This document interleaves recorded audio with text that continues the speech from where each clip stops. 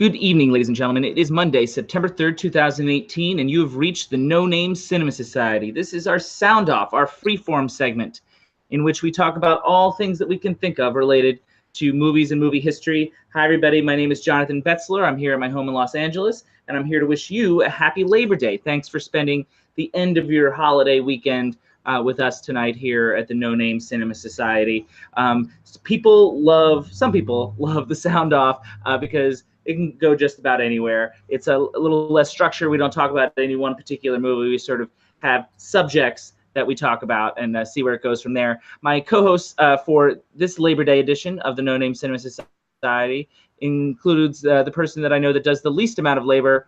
Drunk Davie is here. Happy Labor Day, man. My other co-host is someone that has given labor, ladies and gentlemen, Talia Brule.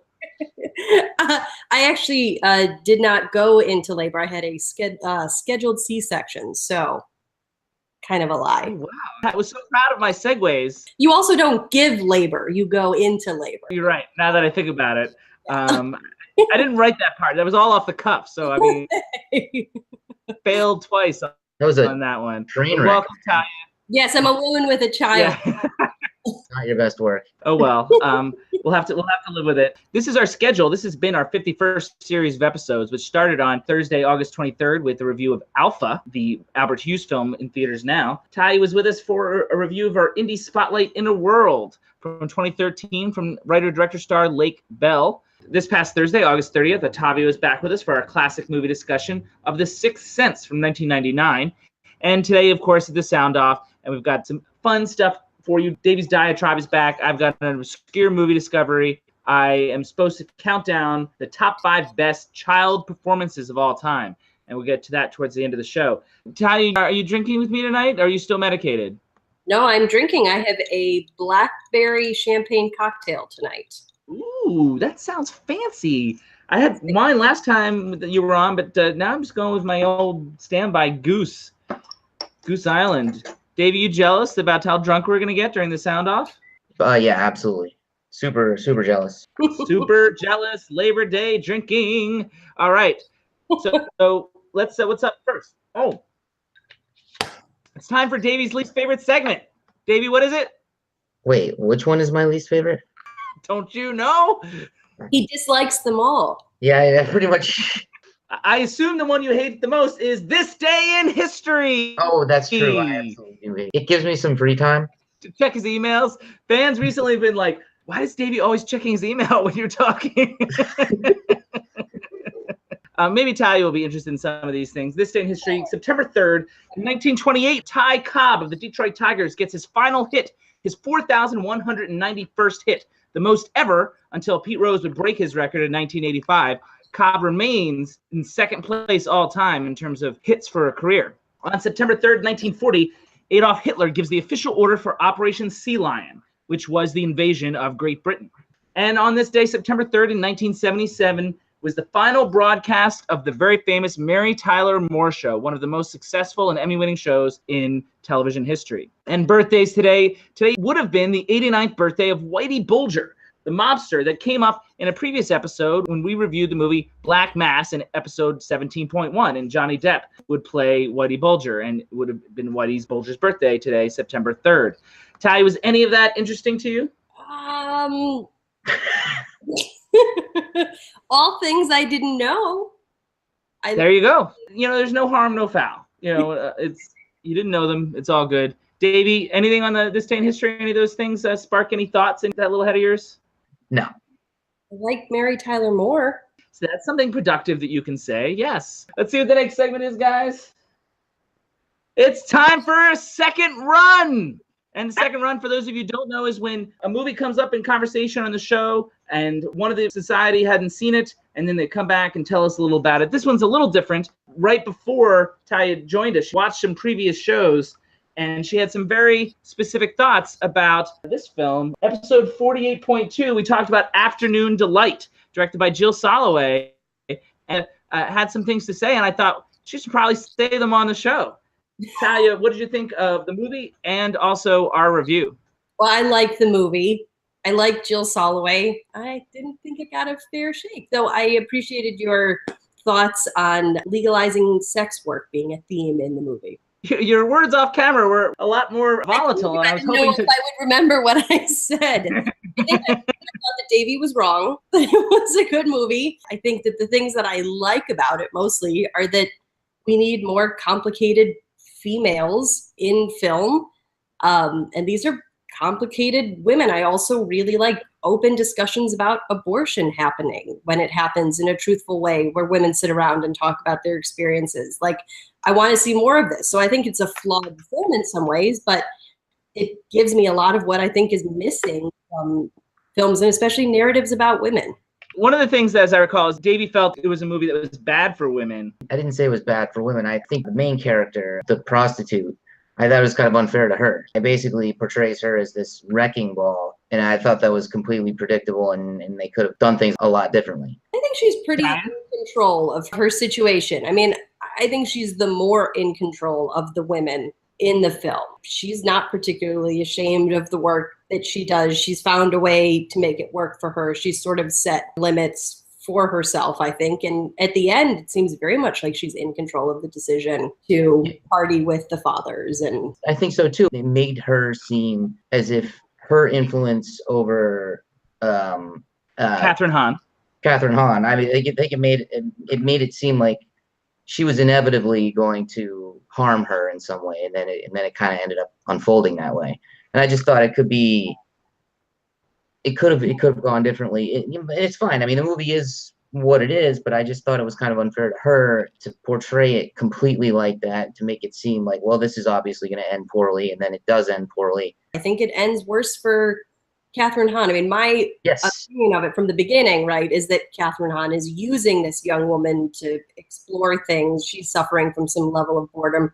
Her marriage is stale at the moment. And so she really uses this young girl with this sort of like costume of savior. And the whole time we can see, right, that it's really very self-serving ultimately. But again, I'm still interested in both these women because they feel like real women. Davie, you were pretty angry about the movie. I thought that the plot turn, the party scene, the poker scene, I just hated. The way that they just let her into the room seemed completely implausible to me. That's a small thing, but you hated the movie well before that. I would have thought it would have been interesting to see how she was a positive influence on someone. I just thought that would have been a different tact. In the movie just doesn't do that at all. So to me, it was just kind of a letdown. The movie ends with Catherine Hahn and her husband connecting more than they've connected before, right? Like they had to sort of implode their marriage a little bit to get to a more honest place. And that would not have happened without the presence of the sex worker in their home. Have you imploded your marriage yet, Talia? The sex worker? No. I feel like they're both holding back right now. They were both much more animated about this movie separately. You can watch the show, how mean Davie is to it in episode 40. Yeah, I mean, I will reiterate that I don't like the movie. I think that Jill Soloway and Catherine Hahn are willing to show women in uncomfortable places. And again, like, I just think that's something that we're not used to seeing. And for the most part, it makes people uncomfortable. And I think I said something to that effect, actually, on the show. Yeah. The best part is when you said, I hate Davie. That's what you said. Well, that's because, Davie, there was the other, we'll see, I'm bringing it all up, but I watched an episode to prepare, what was the movie about the boat? Adrift. Adrift, so I didn't see this one, but Davie kept saying that the love story had been put in for female audiences, and I disagree with that. I don't want to see the love stories, and to imply that the reason women are going for the love story is wrong too. I came to meeting you with a little bit of a bad taste in my mouth. That's fair. I think I said something like the demographic isn't for us, the three of us on this. And I think I'm probably right about that. I never thought there was anything about the love story that made it not for us. I just thought it was a poorly put together structure. I think I also said something along the lines of the reason they broke up the timeline, it was basically because they didn't want to make anyone sit through the love story through the whole thing. I think that romances are more or less popular with women, or it's the same. Oh God, I think this could be a really long discussion. That's what the sound off is for. This is actually how I envision the sound off. So this is actually. I think we assume that women want to see romantic films, and I think that women are told that they want to see romantic films. Personally, a love story isn't going to draw me to a movie. I don't know. I'm not a man, so I can't say if men are drawn to that or not. I just know that personally I'm not. And so I don't like the lumping of women want to see romance in movies, because that's not the thing that brings me to the movie. But I liked Titanic when I was a teenager. Davey and I do not. We reviewed that in episode 10. I think Oh, yeah, God. I was a teenager. I loved it. I might play devil's advocate really for Davey for a second, because maybe Davey was talking more in terms of polling numbers, because he did use the word demographic. So Yeah, maybe he wasn't lumping women together as much as he was citing inadvertently census data. Is that fair, Davey? Yeah, I also surveyed the crowd in the theater. That's not a good enough census It's not, data. it's not a big enough sample. I agree. I bet women are more likely to buy tickets to a romantic comedy Okay. or a romantic boat sinking movie. That is exactly what I was saying. I just think it's not as simple. Black and white as Davey made it seem. Maybe he didn't mean to make it seem that way, but it certainly came off that way for someone who doesn't know him and is seeing the show for the first time. Yeah. We're going to move on. I don't care. We've talked about this way too long. It's time for a segment you all have been waiting for. It is time for Davis Diatribe.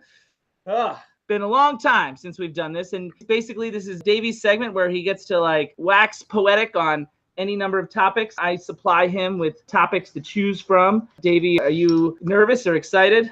Oh, yeah, both. Oh, it's just a mix of emotions. And that's about his emotional range, ladies and gentlemen. Okay.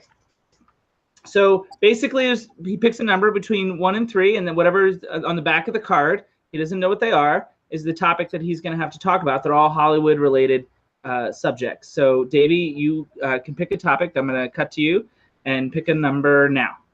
Give me 2. Got number 2 here, and you're going to like this one, unfortunately. Yeah. Okay. Yeah. Let's do it. Movie Pass. This is something you definitely know a lot about. It's been in the news lately. It's affected us all. We had to see Mission Impossible about a month ago, and it got blacked out. It's barely surviving. It got a $6.2 million infusion of cash recently to help it survive, but it's not going to do the big film coming out each weekend anymore. Interesting. I did see Mission Impossible with Movie Pass because there was an e-ticketing theater. Tell me about the decline of Movie Pass. I think it's a shame. Their only way they could make it work was to increase their market share and make up a larger and larger percentage of overall tickets sold. That was Davis Diatribe! Yay! You know how not really funny that is? He does that every time. Traditions die hard, man. Continue. Market share. The only way for them to make it work was to make up a larger and larger percentage of overall tickets sold, to create leverage and then make people deal with them. So the minute they started throttling the ability of people to use Movie Pass, that was it. That was never gonna work. They're trying to actually make a profit off of the $10 a month, which will never ever work. They didn't have the funding to do what they needed to do. They needed to lose a lot of money for a long time, and they just didn't have the money to lose. So it's a mess now, and we'll have to see if it survives, but it doesn't look good. What do you think? Will it survive? If they're gonna go with this new plan that they have now and charge $15 a month and work with the e-ticketing theaters, as well as allowing a few showings here and there in other theaters, it might survive. I mean, people are going to do the math. If you can make it work once or twice a month, you're probably going to get your money's worth out of it. But I think a lot of people aren't going to stick around for that. Then now there's also the AMC option, the A-list, I think it's called, which you have tried out. How's it going so far? You have the disposable income to do it. Not really, but I do it anyway. It's so when I got Movie Pass originally, I paid $35 a month. So the $15 for Movie Pass and the $20 for the AMC thing is back to $35. But for AMC, you can see 3 movies a week, and they can be 3D or IMAX. You can sign up on the app, so you can pick your seat from your home. You don't have to like be within a certain distance of the theater and all that. If you go to more than 2 movies a month, it's probably worth getting. It limits you to AMC theaters only, which for me means definitely driving if I'm in LA, whereas I've got a couple theaters within walking distance that I would prefer to go to that did use MoviePass. You feel like A-list, I should make the switch? Yeah, maybe, man. I don't know. I mean, the driving in LA is no joke. So, you know, there's expense tied to that as well. So it's probably worth looking into. Maybe go crazy one month and have them both and see what you think. Oh, I'm definitely not going to be able to do that. I can barely afford the MoviePass at $10 a month. Well, here's what I said though. It's like, are there any third parties? Like I heard some rumors just recently at a bar. But there's nothing that does what those do. There is that Semina or whatever it's called. If you're going to actually pay for a movie ticket out of your pocket, at that point, it's probably worth the $20 to try the A-list. A movie in LA is going to cost you at least $15, right? That's 17, yeah. $20 for 3 a week. It's tough to see 3 a week. I usually see 1 or 2 a week, but 2 a month, you've saved money. Talia, I know you don't have a MoviePass. You probably never had. Is there a reason you've avoided it? Are you familiar with it? Do you have any comments on this at all? When I go to the movies, I generally have to pay for a babysitter, and my babysitter is $15 an hour. Yeah. The $15 a month movie pass seems cheap to me, but I'm lucky if I go to a movie a month. For some reason, I got the impression you win a lot more than that. It's harder with a kid because the cost of going to the movies just includes, for the most part, the nanny price. So it's not something that like we do with the same frequency that we used to before. I mean, it ends up being for sure, but nanny for us to go to the movies. So with the nanny price, you'd think you'd want to save more money on the movies themselves.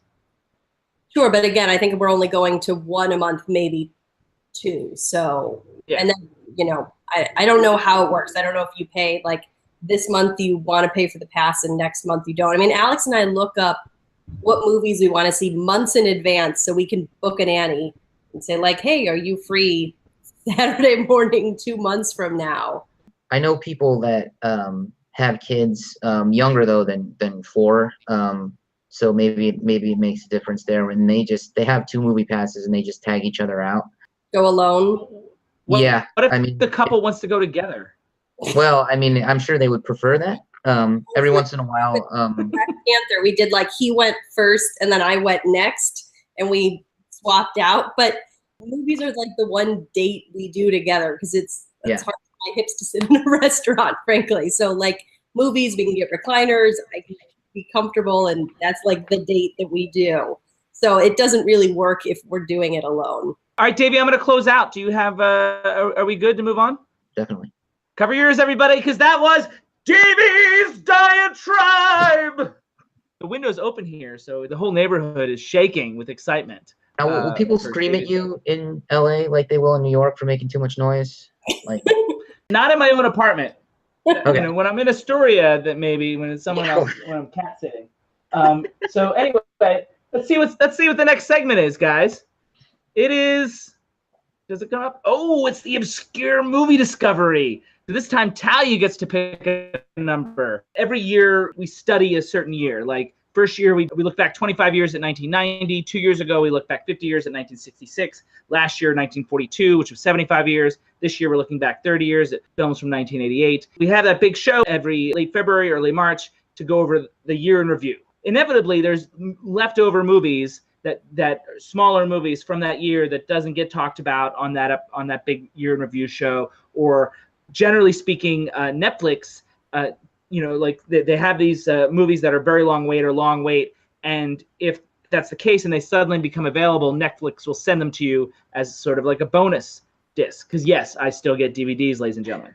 So those are the movies that they come and they're obscure and we might as well review them on the show. So I've got movies here from 1942, 1966, and 1990, and there's 4 of them. The last time we did a 1966 movie called The Ugly Dachshund, that was a couple sound-offs ago. Talia, you get to pick a number and you can do so now. I'm gonna go with 4.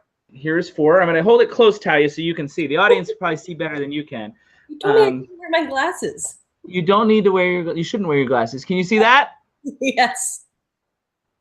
Lieutenant Robin Crusoe. Does anybody heard of this movie at all? No. It's obscure, Talia.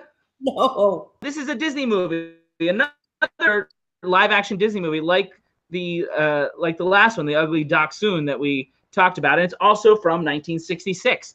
It's an updating, of course, of the famous book by Daniel Defoe, and it stars Mr. Dick Van Dyke, who was in many Disney movies of the time, who came up when we reviewed Mary Poppins in episode 40.3. Davie has been on record hating Dick Van Dyke. I don't hate Dick Van Dyke.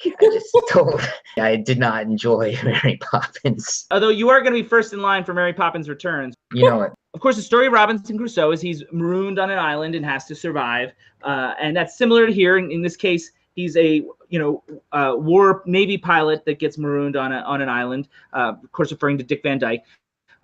Interestingly, in the credits, they have a credit saying that it was based on a story by Yensid Retlaw. Does that name mean anything to you guys? Yensid Retlaw?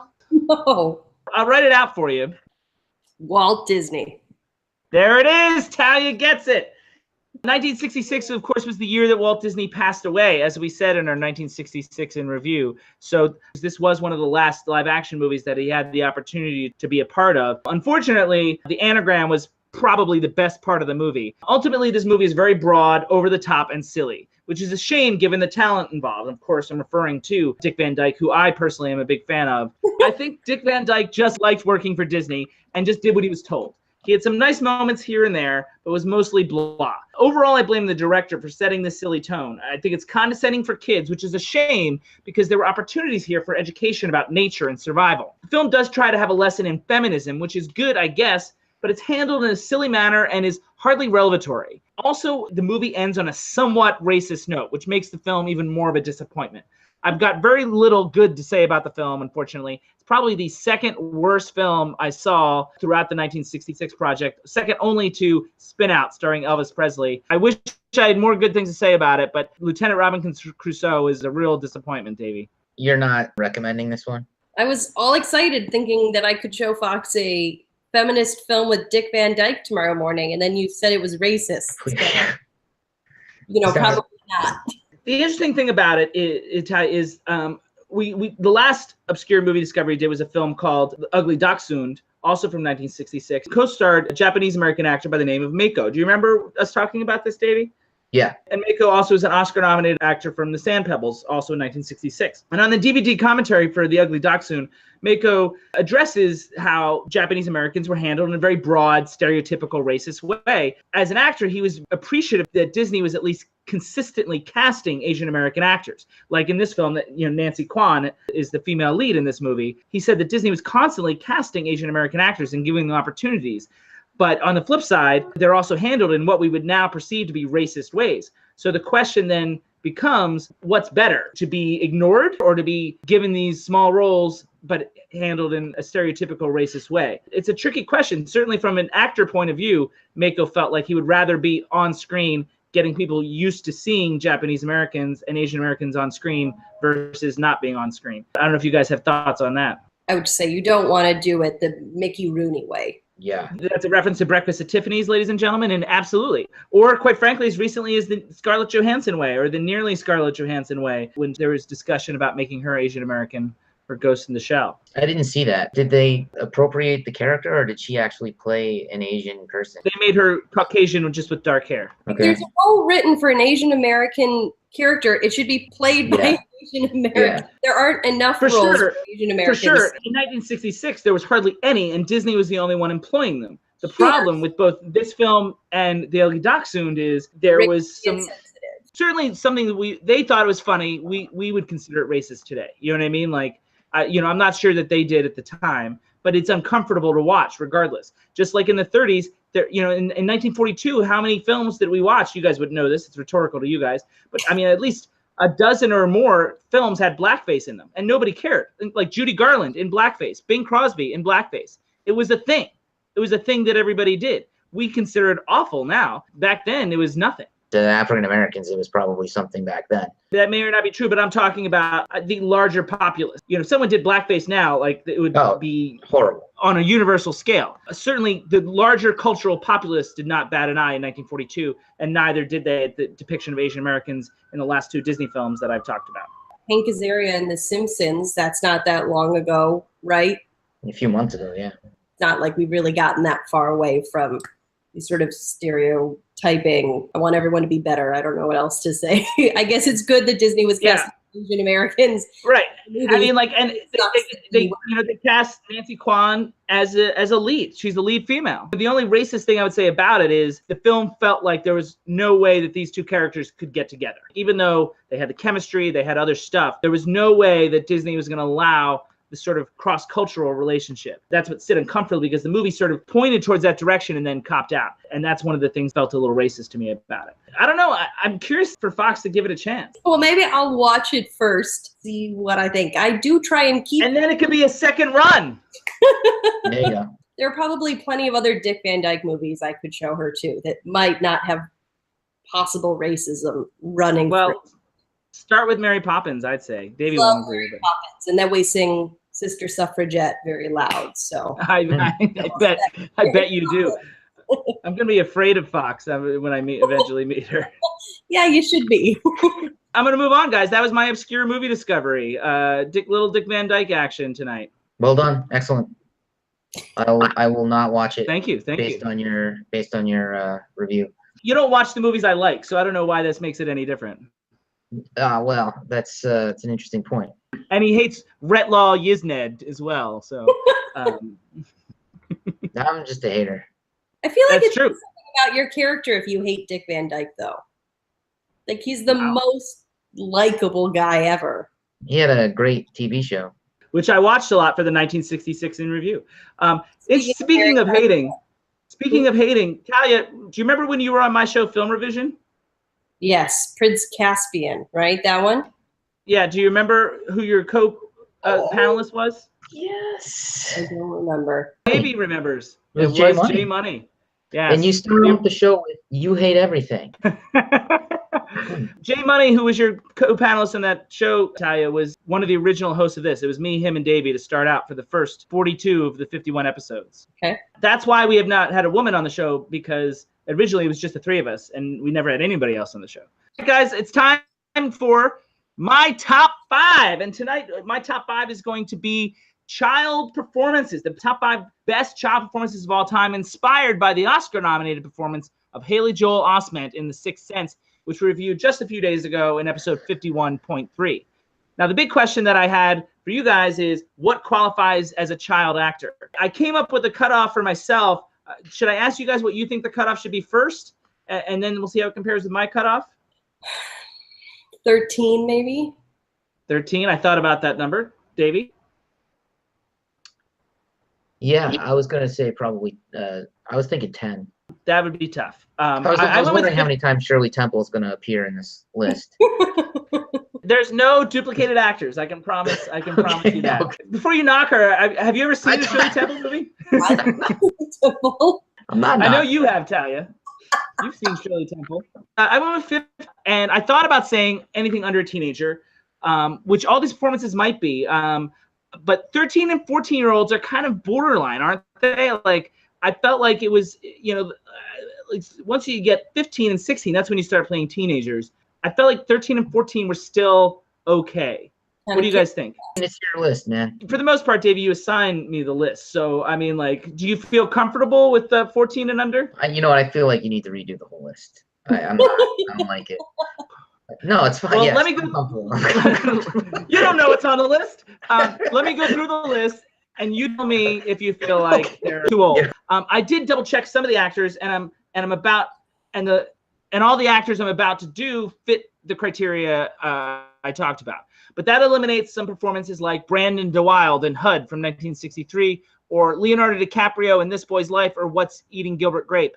Both were in their late teens or early 20s, so I did not include them, just so you guys know in advance. Also, the other thing I want to specify about the performances is I insist that they must be lead roles or major supporting roles. That's the other caveat. I'm not talking about little cameos. Are you guys ready? Yeah. let's see what is first. Actually, for number 5, I'm going back to my original show film revision, in which we looked back on films from 1983 for the most part. This next film is a real downer, but strangely, it remains our most watched episode from that year. And the movie is called Testament. It's a story about the aftermath of a nuclear attack and how the fallout affects and slowly kills off a small town. The film introduces to a young Kevin Costner, a young Rebecca De Mornay, and a very young Lucas Haas. It's the boy that plays Haas's older brother in the film that is my number 5 in this list. His name is Ross Harris, sometimes billed as Rossi Harris. You guys might know him as the boy in Airplane who learns way too much about Turkish prisons, but in this terrifying film, he plays a character who has to grow up real fast. Ross's character in Testament has to go from somewhat spoiled regular neighborhood kid to the man of the house as he fights to protect his family and tries to figure out a way to survive against all odds. He navigates that arc beautifully. It's so beautiful to see a character mature before our very eyes, albeit forced to by circumstances. He plays both the child version of the character and the child that needs to become an adult with equal believability. In spite of the film's foreboding tone, Ross Harris's inspiring portrait gives the film a great deal of heart and hope for the future, whether we have to deal with nuclear weapons or not. Either of you have ever seen the film Testament? No, but I'm interested. Are you interested in Testament? A little interested now. Do you want to watch our review first on the film revision? You always say not to do that, don't you? Yeah, fair enough. Watch the movie. I'm very curious to see what you guys have to say about Testament. I'd be fascinated by that. For my number 4, classic film fans probably thought of this film first when they found out I was doing a top 5 child performances. And no, Davie, it is not Shirley Temple. Still got three shots to get her in there. It's true. It's true. This is a rare case, however, of a child actor who grew up to be a megastar and a 2-time Oscar winner, including one that even Davie named as Best Actress of a particular year. Davie, who am I talking about? I have no idea. 1966 is the year in question, and of course, I'm talking about Elizabeth Taylor. And the film is National Velvet from 1944. Taylor was 12 years old when she imbued Velvet Brown with an intoxicating and somewhat cockeyed passion. Taylor had only been in movies for a couple years, but already had a keen sense for character and nuance. This character was a determined little girl who defied all odds, that was an inspiration for not only children, but women worldwide who weren't thinking enough about glass ceilings in 1944. Knowing your daughter, Lieutenant Robin Crusoe, maybe it's time for National Velvet. I actually haven't seen this movie, so yeah. I guarantee you there's little to no racism in it. Okay. Even with Mickey Rooney. How'd you know Mickey Rooney was in? Have you seen it? I get curious about what you're talking about, so I look it up while you're Mickey Rooney is the co-star. Yeah, and he was the star of the movie. This was the movie that sort of made Elizabeth Taylor a star at 12 years old. She had done a couple of movies. Her first movie was in our year of 1942, and this is the movie that launched her into a new stratosphere. But Mickey Rooney was the lead, really. And he plays a white guy. That is correct. All right. And she plays a British. And she actually is British. A lot of people don't know that Elizabeth Taylor was actually born in Britain and then came over as part of a program to emigrate children in fear of Nazis attacking Britain. So she moved to America. Yeah, that's Elizabeth Taylor's story. That is National Velvet. Now, the top 3 are a leap up, leaps and bounds above the others performance-wise. And this next performance is the only one to win an Academy Award, the only one on this list. I got to watch this particular actor's brother with all the time on Fox Sports West. He's an anchor on Fox Sports West. As you know who I'm talking about? No. In this movie, she got to be in it with her own father, and she won an Oscar for it. The classic film fans are like so annoyed that you guys don't know this. They're used to it with me at any rate. Then she went on to marry John McEnroe. I'm wearing out Google here. And I'm, of course, talking about Paper Moon with Tatum ONeal and her father, Ryan ONeal. Tatum would, of course, win the Best Supporting Actress Oscar in 1973 for her work. It's from the director of The Last Picture Show. Tatum ONeal's complete performance has been discussed for 45 years now, so there's not much original things that I could say about it. Legend goes that her father and Bogdanovich had to force and plead and coerce every moment out of her. She was 9 years old at the time of the performance. But ultimately, that's irrelevant. It's the work on screen that matters. The result is an iconic character that gives Ryan O'Neal's grifter character all that he can handle and more. Tatum balances Addie Ross's vulnerability with her street smarts and survival instincts, a complex portrait of a Depression-era orphan that makes Annie Warbucks look foolish. I like this movie. I don't know if it doesn't matter, if it's irrelevant that the performance was coaxed out of her. It sounds unpleasant. 9-year-old. No, for sure. I'm talking about that doesn't take away from the final result is what I mean. Sure, it's a great performance. I totally agree. Now I feel really sad that there was a 9-year-old. Absolutely, and that's another discussion altogether. Were there laws back then about hours that they could work and be on set? There definitely were laws about working hours. They obeyed those laws. I think particular, it was her dad, so he was losing patience with her as if we were at home together. My number 2 movie is my number 1 movie from 1998, and also a top 50 movie for me all time. But something you guys may not have heard of. From 1998, it's called The Butcher Boy. It's an underappreciated masterpiece from director Neil Jordan based on the best-selling Irish novel. The performance I'm referring to, young Eamon Owens in the title role of The Butcher Boy. It's one of the most complex characters for a child actor ever. Owens plays a feisty young Irish boy with an overactive imagination whose home situation pushes him deeper and deeper into potential madness. The film and the performance offers insight into the fine line that we walk on that leads to mental illness. It's a great film that doesn't work without Owens' balls-to-the-wall, fearless performance. He didn't have much of a career after this, a small part in Angela's Ashes, some small other stuff here and there. Regardless, this one performance is all he needed to make an indelible impact on cinema history. I don't suppose you guys have ever seen The Butcher Boy. I haven't seen this movie. No. I screened it a couple years ago in LA, and it jumped to people's favorites of all time. There are some people that still thank me for screening this. Dave, you've heard of Neil Jordan, though, yeah? Yeah. So that's my number 2. My number 1 is a movie you guys have definitely. And there's a couple good child performances in this movie, and it's another top 100 film for me. But I'll go with this iconic lead performance in this movie that you all know. Ladies and gentlemen, I'm of course talking about Henry Thomas as Elliot in E.T. E.T. doesn't have the gravitas of mental illness like The Butcher Boy or nuclear fallout for testament. But damn it, if Thomas doesn't pack a punch as Elliot. It may be sci-fi, but he goes on quite an emotional roller coaster. The scenes where Elliot and E.T. are emotionally linked give Thomas a chance to really show off his range, and he meets the challenge with aplomb. Don't undervalue Thomas' performance in the success of E.T. Granted, director Spielberg has always been great with kids, but that doesn't take away from what Thomas gave us, a very modern kid who deals with an unusual situation in a plausible and realistic way. He plays it straight, and the rest of the world is hooked. I love E.T. I cry every time I see it. My daughter has seen this. It's just E.T. Yeah, of course. Davey? I love E.T. You know, if I was the type of person that completely lost his composure watching movies, that would be one that I would admit to if I was that type of person. Yeah, but you are not. But the question is the performance. Henry Thomas is Elliot. It's great. It's great. It would be so great if it hadn't been him or a performance that strong. I mean, part of why it's so good, right? Is we're so connected to him and how connected he is to E.T. And that's not easy work for a kid to do, right? And I think he was sort of an unknown. Like he didn't have a lot of experience, maybe no experience going into E.T. So that's an insanely great performance. Does it feel like it's an appropriate number 1? Yeah, it does. And you know, the scene that comes to mind, because it's been a long time since I've seen E.T., is spoiler for E.T., by the way. When he realizes that E.T. is alive, the guy walks in and he like throws himself on the casket and pretends to cry. At that point, he's a kid acting like a kid acting. Brilliant. I agree. That is the high point of his performance. You're absolutely right. But I don't want to talk about it too much because, Davey, you might have to watch it again real soon. I'm excited. Talia, are there any performances missing that you could think of?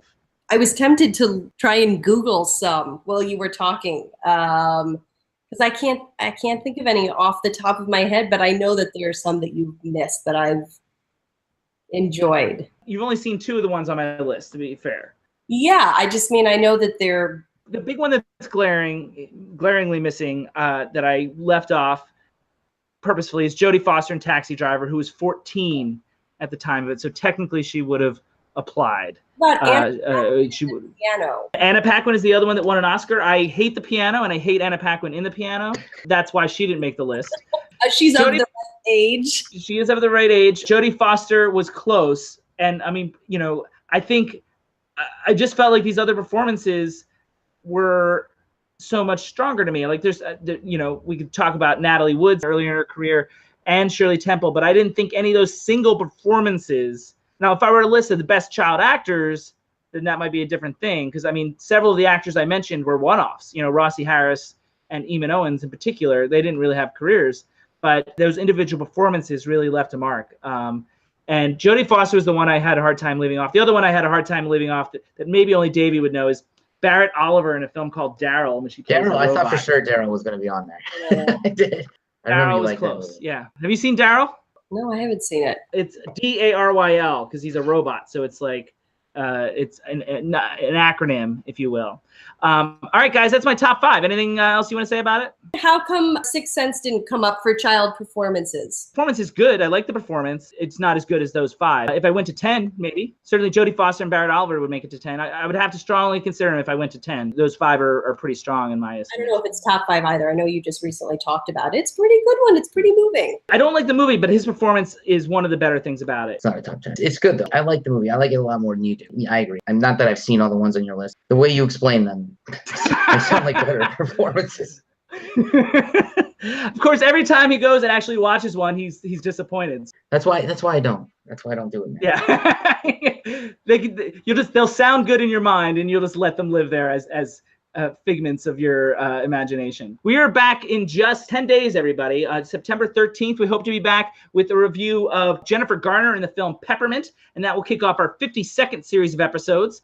And this ends our 51st series of episodes, so thank you very much for tuning in. Don't forget to subscribe. Hopefully there's like a button here somewhere in order to do that. In the meantime, have a good couple weeks, and we will see you soon. In the meantime, this meeting of the No Name Cinema Society is adjourned.